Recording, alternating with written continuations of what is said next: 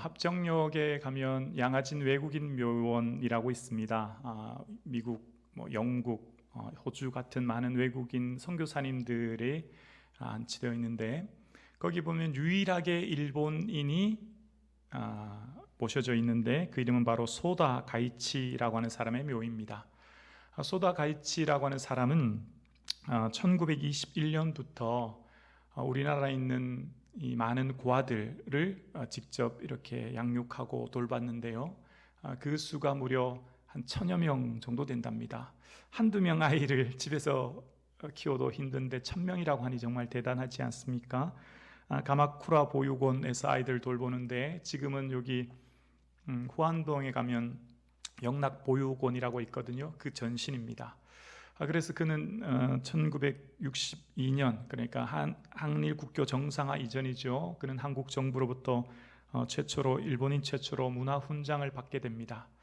한국 지배국인 이 조선 땅 한국을 위해서 고아들을 돌본 이 소다 가이치처럼 오늘 본문에 소개되는 로마 군인도 그러한 사람이었습니다. 비지배국 사람들을 위해서 해당을 지어줬던 사람, 그 사람에 대한 이야기로 오늘 본문의 이야기가 시작되어지는데요. 오늘 본문의 그 사람은 본문 1절과 2절 이렇게 시작합니다. 예수께서 모든 말씀을 백성에게 들려주시기를 마치신 후에 가버나움으로 들어가시니라. 어떤 백부장의 사랑하는 종이 병들어 죽게 되었더니, 어떤 백부장으로 소개하고 있습니다. 그 당시 이 황제에게 충성 맹세를 한 로마 군인인데, 당시 이 최소 전투 단위, 소대 단위가 한 80에서 100명 정도 되는 부대원인데요. 이 부대를 백인대라고 하는데, 그 백인대 대장을 칸투리오라고 해서 이 백부장이라고 합니다. 이 백부장들은 소대원들 중에 전술이 뛰어난 사람들을 뽑아서 소대장으로 임명이 되는데, 전쟁에서 실전 경험이 많은 베테랑들이었습니다. 무술이 아주 뛰어난, 그리고 소대 선두에서 소대원들을 돌보는 책임자였기 때문에 이 당시 군의 최고사령관은 백부장을 어떻게 효율적으로 부리느냐에 따라 전쟁의 승패가 갈릴 정도로 백부장은 아주 핵심적인 사람이었습니다. 그런데 오늘 이 백부장에 대한 소개를, 이 당시 백부장, 그러니까 로마 군인들에 대한 소개를 누가복음 3장에 보면 알 수 있는데요. 세례 요한이 광야에서 말씀을 선포할 때 나왔던 무리들 중에 우리가 무엇을 하리까라고 하면서 나왔던 사람들, 군인들의 무리가 있습니다. 그 군인들을 향해 세례 요한은 사람들에게 강탈하지 말며 거짓으로 고발하지 말고 받은 급료를 족한 줄로 알라, 그렇게 군인들을 향해 외칩니다. 그 말은 반대로 이야기하면 무슨 말입니까? 강제로 남의 물건을 빼앗는 사람들이었고, 거짓 고발로 무고한 사람을 감옥으로 보내는 사람들이었고, 불의한 일을 탐하는 무리가 바로 군인이었다는 거죠. 자, 그러면 그 당시 일반적인 군인들이 이런 모습이었는데, 그 백부장에게 오늘 또 한 명 소개되는 사람인데, 그 사람이 누구냐면 종이라고 합니다. 종은 다시 말하면 노예인 거죠. 그때 당시 로마인들에게 종이라고 하는 것은 경제관념으로 토지나 가옥처럼 소유물로 삼았습니다. 그래서 노예는 살아있는 연장이다 라고 말할 정도로 노예는 소유물로 취급되는 매매의 대상이었습니다. 자, 그런데 오늘 본문에 그 종이 어떻게 되었습니까? 병들어 죽게 되었습니다. 병들어 죽게 된 노예를 향해서 이 백부장은 3절에 이야기합니다. 예수의 소문을 듣고, 예수님이 어떤 분인지란 것을 들었습니다. 예수님의 핵심 사역지가 가버나움이었기 때문에 그곳에 치안을 담당하는 이 백부장은 예수님이 어떤 분인지에 대해서 충분히 들었다는 겁니다. 그래서 예수님께 가면 우리 이 종을 고칠 수 있겠다 해서 이 유대인의 장로를 보냅니다. 그것은 당시 종교법으로 이방인이 유대인을 만나는 것은 부정한 것이었습니다. 그래서 그 당시 종교법을 말하는 것이 사도행전 10장에 이야기하는데요. 베드로가 고넬료에게 그렇게 말합니다. 유대인에게로서 이방인과 교제하며 가까이 하는 것이 위법인 줄 너희도 알거니와 라고 이야기합니다. 그 당시 종교법은 이방인과 유대인이 교제하는 것이 위법이라는 겁니다. 그래서 백부장은 자신이 직접 가지 않고 예수님을 배려하는 차원에서 이제 유대 장로를 보내게 되죠. 자, 그러면서 지금 유대 장로를 보내는데, 유대 장로를 백부장이 보내는 이유가 무엇입니까? 목적이 무엇입니까? 자신이 무슨 호민관이나 직점관으로 진급하기 위해서, 자신의 명예 일심양면을 위해서 예수님 보냅니까? 아니면 가족의 문제, 무슨 가족이 누가 병들었거나 문제가 있어서 보냅니까? 아니죠. 바로 종입니다.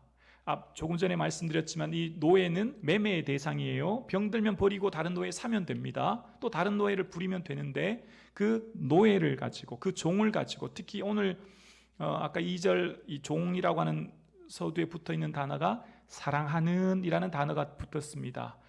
이 소유물인 노예를 얼마나 평소 인격적으로 대우해 줬는지를 알 수 있는 대목이 사랑하는 입니다. 그러니까 오늘 이 백부장의 이야기를 소개하는 이유는 이 누가복음 7장에 지금 백부장의 이야기가 소개됩니다. 그런데 오늘 이 누가복음 7장 앞단락 6장에는 예수님의 평지설교라고 해서 하나님 나라의 복음이 어떠한지에 대해서 말씀하시면서 남에게 대접을 받고자 하는 대로 너희도 남을 대접하라 라고 하는 한금률이 핵심적으로 들어있어요.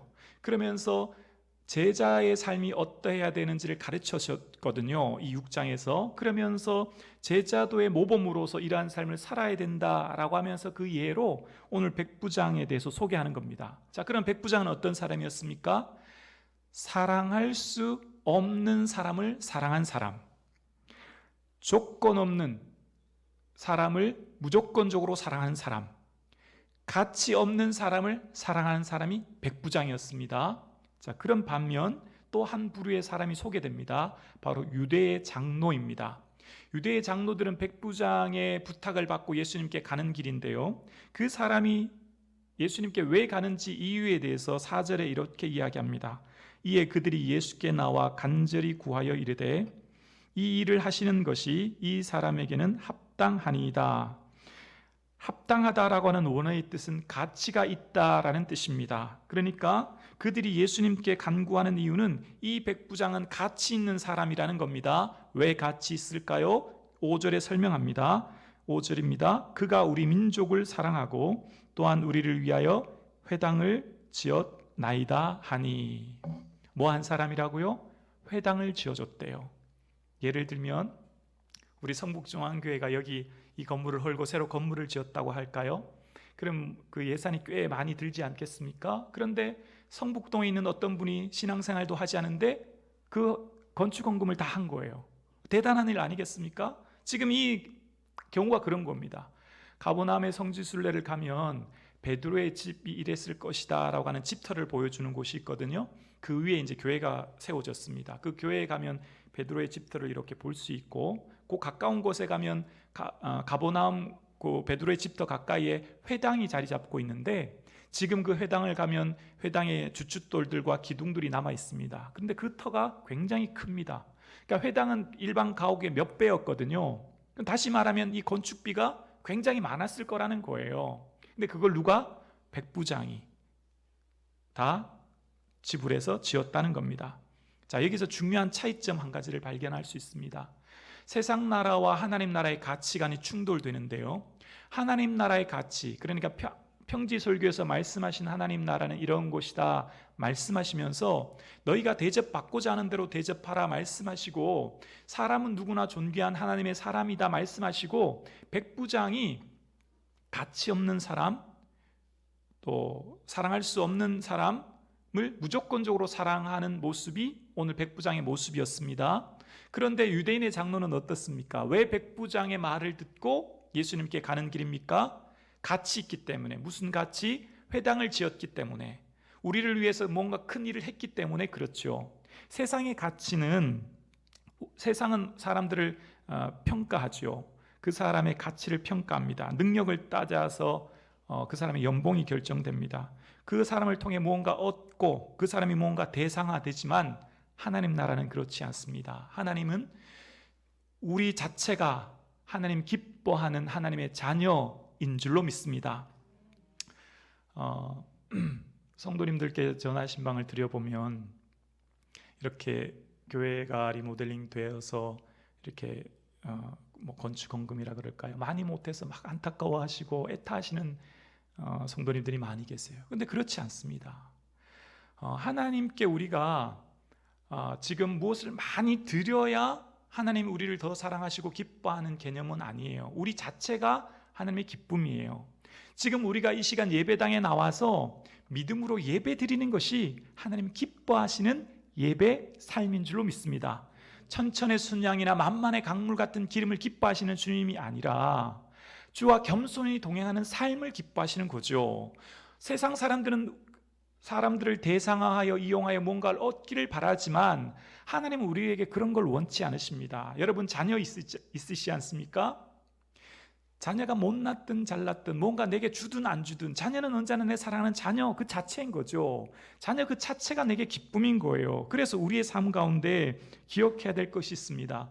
우리가 지금 이렇게 예배드리는 저와 여러분의 삶 가운데 주님이 정말 원하시는 게 뭘까요? 오늘 왜 백부장을 보고 놀라셨을까요? 오늘 왜 예수님께서 6절에 보면 예수께서 함께 가실세라고 이야기하시면서 그럼 내가 갈게 선뜻 나서는 모습을 보이세요. 마태복음에는 내가 가서 고쳐주리라 이렇게 말씀하세요. 일반적으로 병자의 모습 이게과 다른 모습이거든요. 선뜻 나서는 모습. 그러면서 이후에 놀라면서 기뻐하시는 모습은 왜일까요? 왜 이 사람이 예수님을 감동을 주고 기쁘게 했을까요? 바로 그 백부장이 나 자신이 아니라 병들어 죽게 된 무가치한 종을 향한 사랑의 마음, 그것을 귀히 보신 것이죠.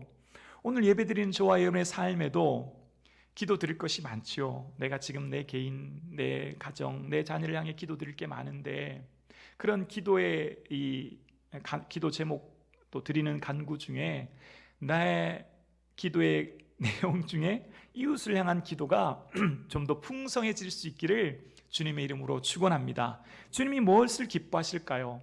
주님 나의 삶, 나의 자녀, 나의 몸 물론 중요하지만 내 시선이 좀 포커스가 이웃을 향할 때 하나님께서 그것을 귀중히 보신다는 것입니다. 백부장을 왜 귀중히 보셨을까요? 병들어 죽게 된 종을 향한 간구가 있었거든요.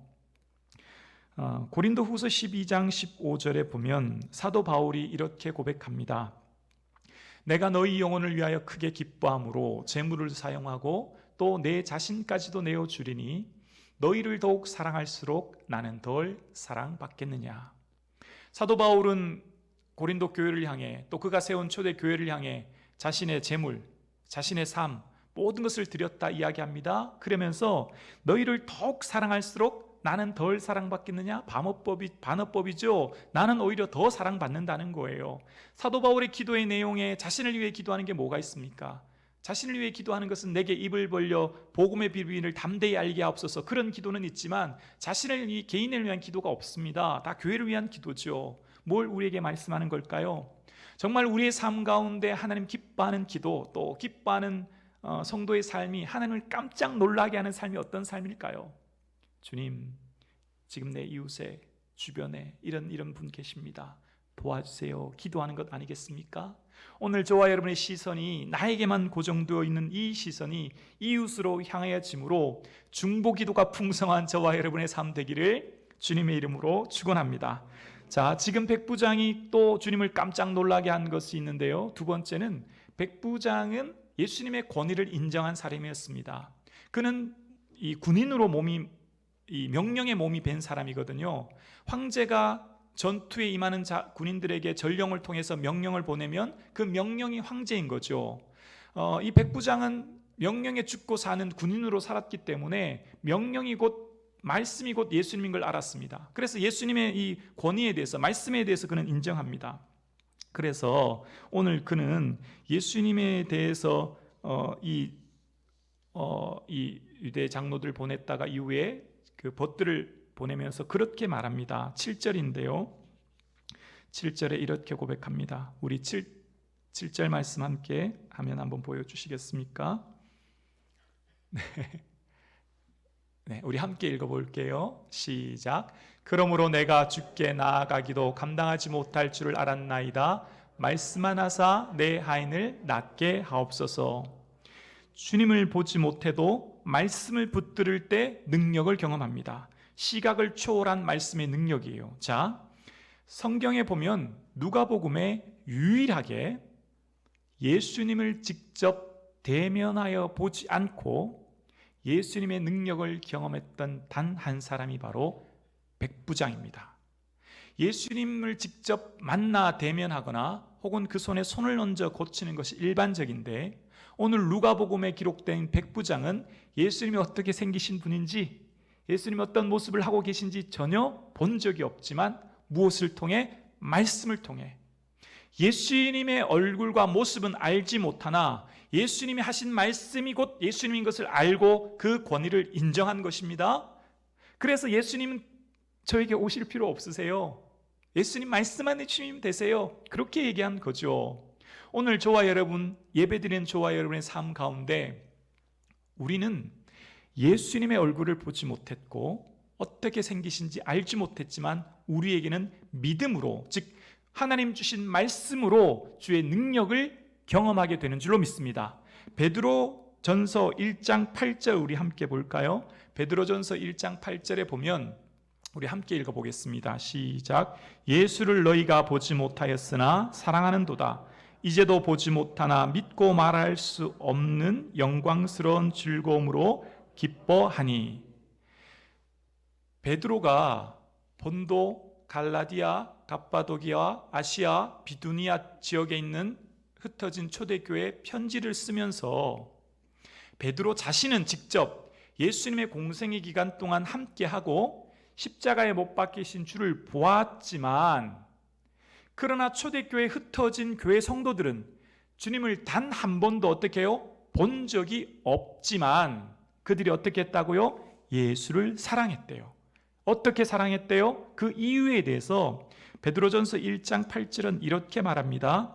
이제도 보지 못하나 믿고 말할 수 없는 영광스러운 즐거움으로 기뻐하니. 이제도 보지 못하나 뭐 했다고요? 믿고라고 이야기합니다. 믿고.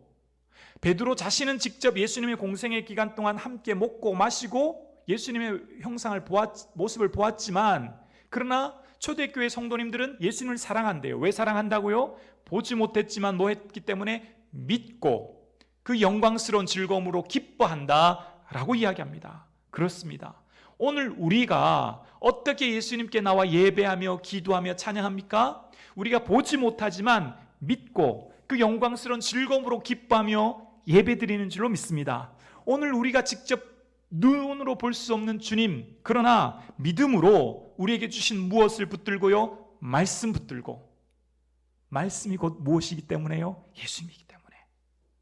말씀이 예수님의 권세와 능력이 있음을 알기 때문에 말씀 붙들고 살아가는 거예요. 그래서 우리의 삶의 기준은 보이지 않는 거예요. 고린도후서 5장 7절에 성도의 삶의 기준에 대해서 이렇게 이야기하는데요.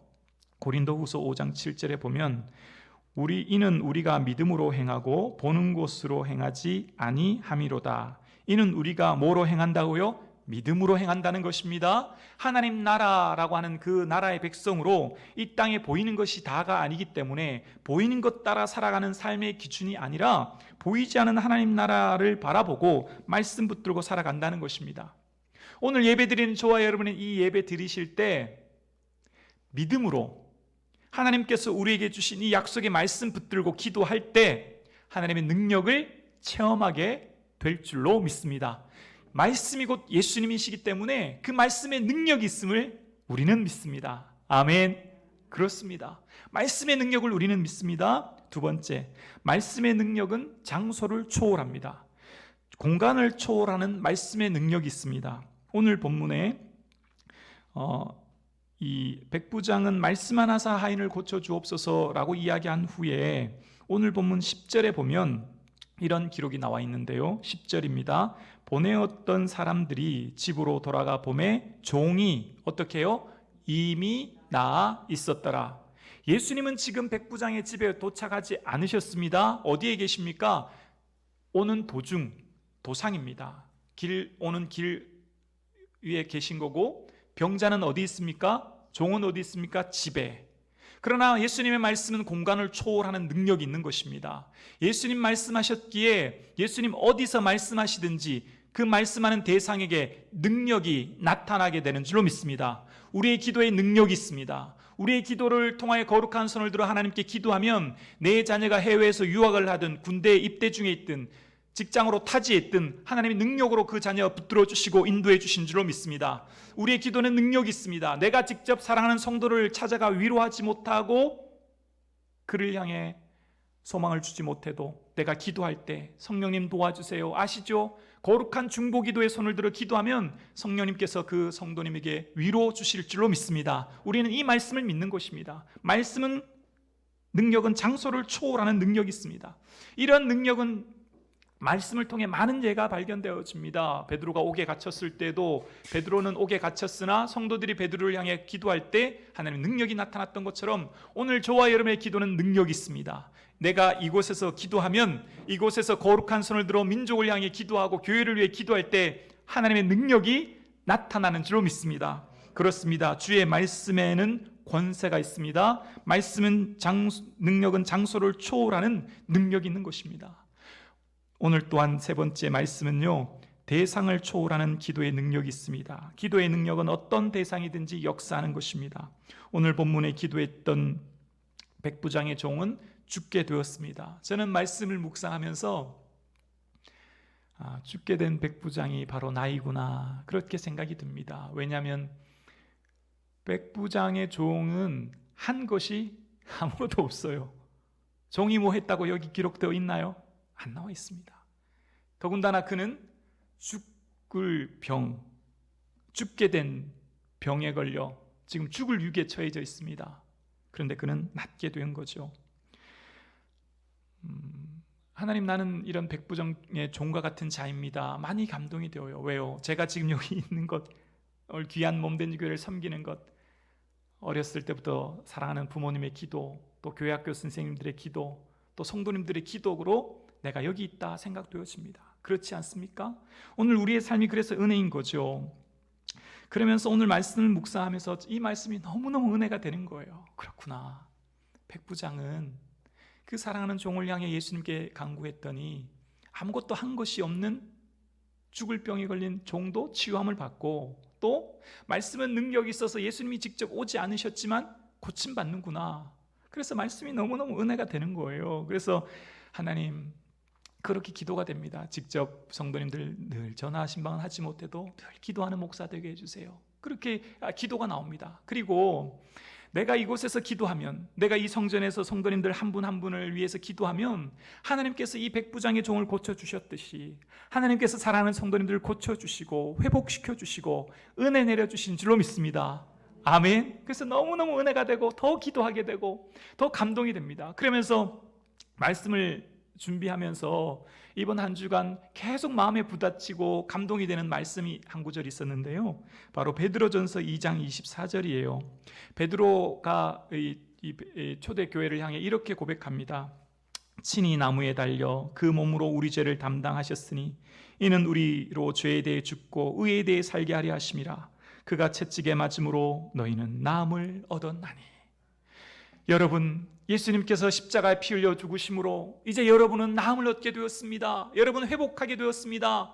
여러분, 예수님께서 십자가에 죽으심으로 우리의 죄와 저주와 사망을 지고 죽으셨으니 이제 여러분은 자유하게 되었습니다. 선포하고 있습니다.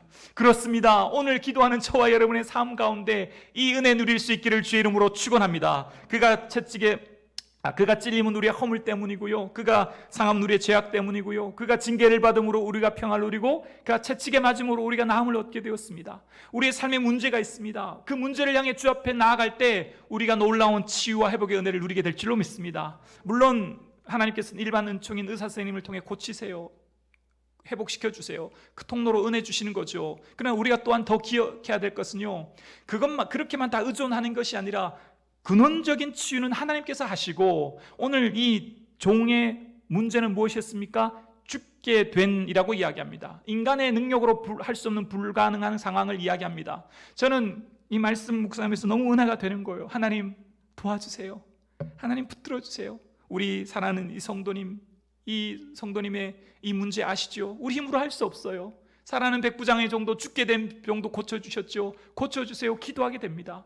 오늘 저는 이 말씀이 너무 은혜가 되고요, 오늘 사랑하는 성도님들도 이 말씀 붙들고 기도할 수 있기를 주의 이름으로 축원합니다. 지금 여러분 삶에 문제가 있습니까? 어려움을 만났습니까? 그가 채찍에 맞음으로 우리가 나음을 얻게 되었대요.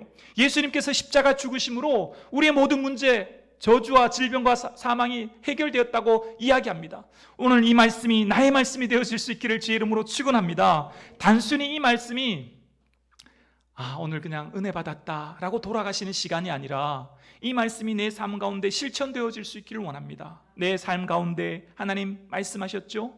예수님께서 채찍에 맞음으로 우리가 낫게 되었다고 하는 이 말씀, 내 말씀이신 줄로 저는 믿고 고백합니다. 주여, 내 삶에 이런 문제, 이런 어려움, 이런 내 힘으로 할 수 없는 일들이 있습니다. 주여, 회복시켜 주옵소서. 기도할 수 있기를 주의 이름으로 축원합니다. 하나님께서는요, 영접하는 자, 곧 그 이름을 믿는 자에게는요, 하나님 자녀되는 권세를 주셨대요. 자녀되는 권세 말입니다. 아버지가 왕이면 아들도 똑같이 왕자로 살잖아요. 우리 하나님이 어떤 분입니까?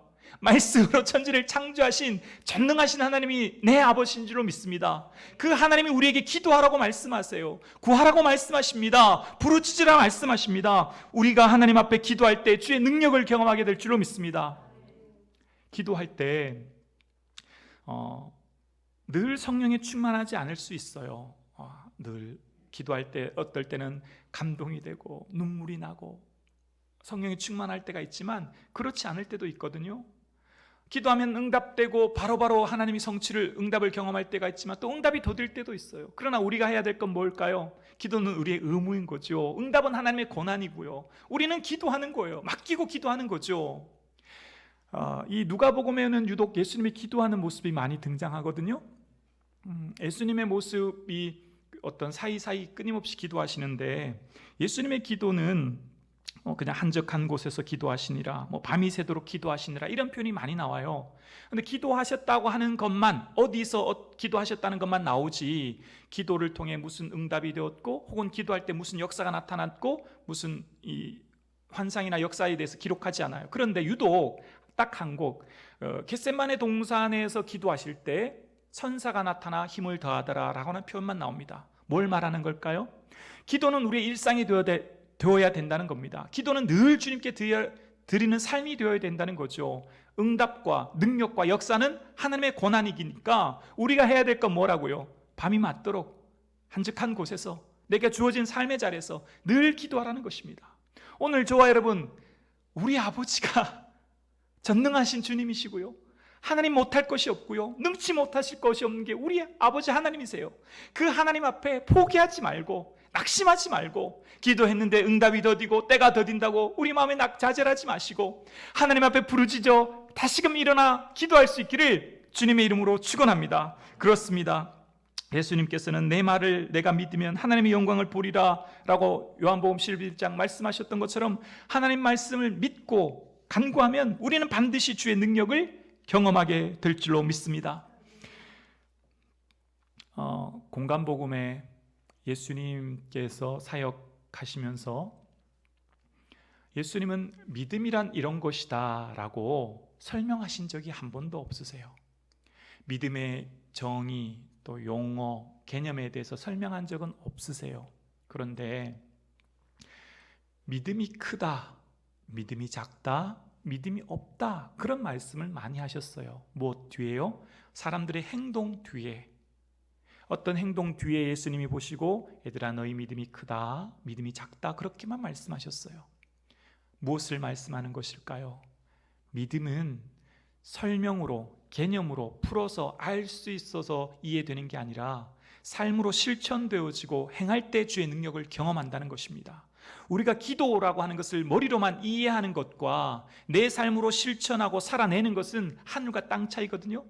우리의 삶에 믿음이 있으면요, 우리의 삶이 실제적으로 기도하게 되어지고 말씀 붙들고 살게 되어지거든요. 그래서 우리 삶 가운데 말씀이 실제가 되는 거예요.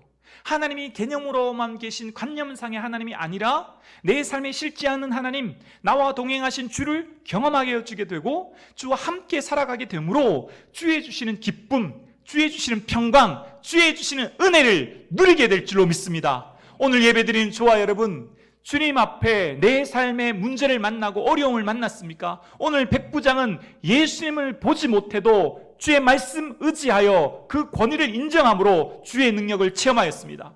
오늘 우리도 마찬가지입니다. 주님을 보지 못하고 만나지 못할지언정 믿음으로 말씀 붙들고 기도할 때 주의 능력을 우리는 반드시 누리게 될 줄로 믿습니다. 하나님께서는 좋으신 하나님이십니다. 아버지가 어떻게 아들에게 더 좋은 것 주고 싶어 하는 마음이 아버지의 마음이 아니겠습니까? 오늘 저와 여러분 포기하지 마시고 낙심하지 마시고 다시금 기도의 등불을 밝히시는 저와 여러분 되실 수 있기를 주님의 이름으로 축원합니다.